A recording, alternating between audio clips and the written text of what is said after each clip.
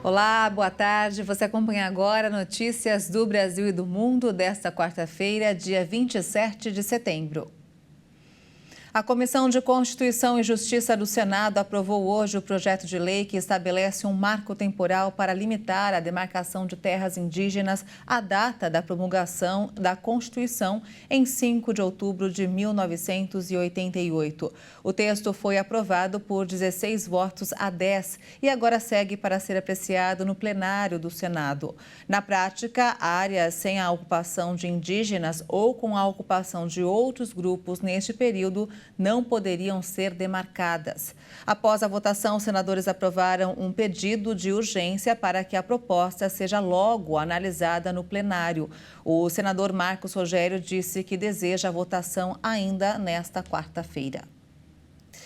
E a Receita Federal notificou mais de 390 mil microempreendedores individuais para regularizar as dívidas. Quem não resolver as pendências pode ser excluído do Simples.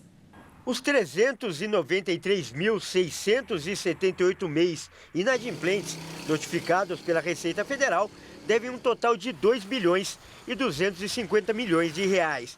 Mas os contribuintes ainda podem regularizar a situação para não serem excluídos do Simples Nacional. Para isso, a Receita alerta que os microempreendedores individuais devem regularizar a totalidade dos seus débitos no prazo de 30 dias, a contar da data de ciência do termo de exclusão. O pagamento das dívidas pode ser feito à vista ou por parcelamento. O termo de exclusão e o relatório de pendências foram encaminhados entre os dias 11 e 14 de setembro aos MEIs, que têm débitos com a Receita Federal ou com a Procuradoria-Geral da Fazenda Nacional. Os documentos enviados podem ser acessados tanto pelo CIMEI, do portal do Simples Nacional, ou pelo portal ECAC, do site da Receita Federal do Brasil, mediante a código de acesso específico ou via gov.br. Mesmo que os devedores não tenham recebido o termo de exclusão, é necessário que o MEI regularize suas dívidas para que não seja excluído do Simples Nacional. A consulta sobre as pendências pode ser feita por meio do PGMEI, do CIMEI ou pelo aplicativo MEI.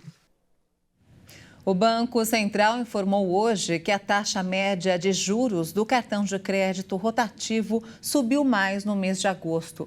Desde dezembro de 2022, o custo de crédito nesta modalidade está acima de 400%.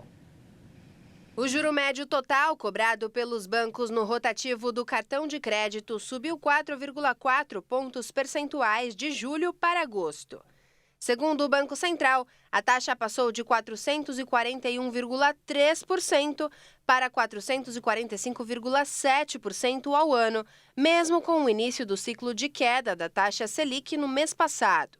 Atualmente, o juro básico da economia brasileira está em 12,75% ao ano. Desde dezembro de 2022, o custo de crédito nesta modalidade está acima de 400%. Na série histórica, desde 2011, as taxas mais baixas ficaram em torno de 200%. A modalidade emergencial de crédito está no centro das discussões econômicas e políticas do país. Atualmente, o tema está em tramitação no Senado, dentro do projeto de lei do Desenrola. Na Câmara, ficou definido que os juros do rotativo e do parcelado não podem ultrapassar 100% do principal da dívida e ainda prevê que o setor bancário apresente uma proposta alternativa para reduzir as taxas nesta modalidade em 90 dias, a partir da sanção do projeto. No caso do parcelado, o juro caiu de 198,2% para 194,5% ao ano entre julho e agosto. Considerando o juro total do cartão de crédito, que leva em conta operações do rotativo e do parcelado, a taxa também baixou de 101,9% para 101,5%. E nos destaques internacionais, a Armênia já registrou mais de 47 mil refugiados que saíram de Nagorno-Karabakh. O número, que representa 1/3 da população local, foi atualizado nesta quarta-feira. Estas fotos de satélite mostram o fluxo constante de carros que deixam Nagorno-Karabakh em direção à Armênia.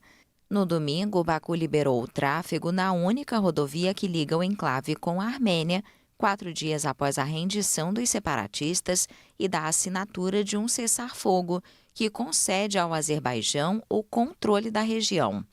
Nagorno-Karabakh é uma região conhecida pela comunidade internacional como parte integrante do território azerbaijano. A Armênia, país de maioria cristã, e a Azerbaijão, de maioria muçulmana, travaram 2 guerras pela região de Nagorno-Karabakh desde o colapso da União Soviética em 1991.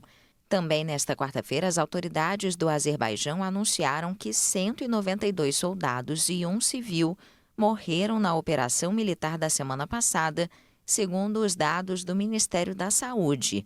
Além disso, mais de 500 militares ficaram feridos durante a intervenção fulminante na região separatista do Cáucaso, habitada em sua maioria por armênios.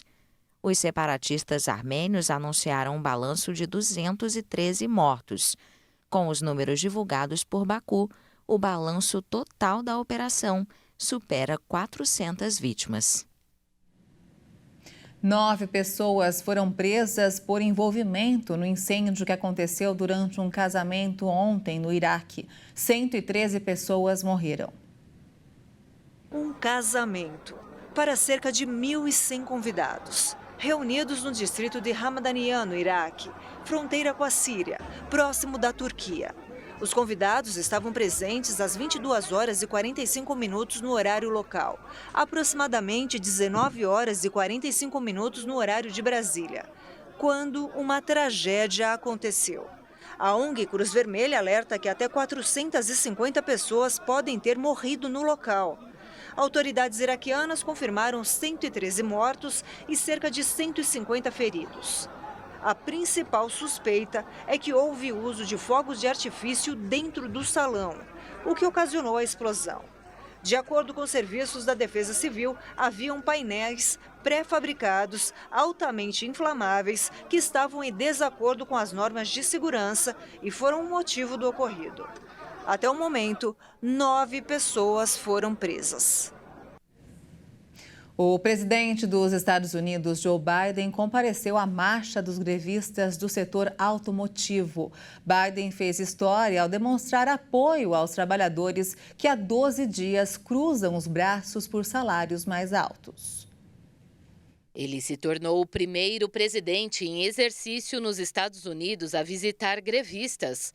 Os trabalhadores automotivos fazem uma greve histórica da qual participam funcionários de 3 grandes empresas do setor, como General Motors, Ford e Stellantis. Para ele, o sindicato do setor deve apoiar o presidente nas eleições do ano que vem. Ao visitar o local na terça-feira, Biden abriu vantagem em relação a Trump, que deve ir ao mesmo estado nesta quarta-feira para fazer campanha entre os trabalhadores. A Casa Branca nega que a ideia de Trump tenha influenciado a decisão do presidente. Para Biden, o desafio é provar que ele é o defensor dos trabalhadores, dos sindicatos e o arquiteto do ressurgimento da indústria americana. A viagem tem seus riscos para o presidente de 80, que a cada viagem recebe questionamentos sobre sua condição física.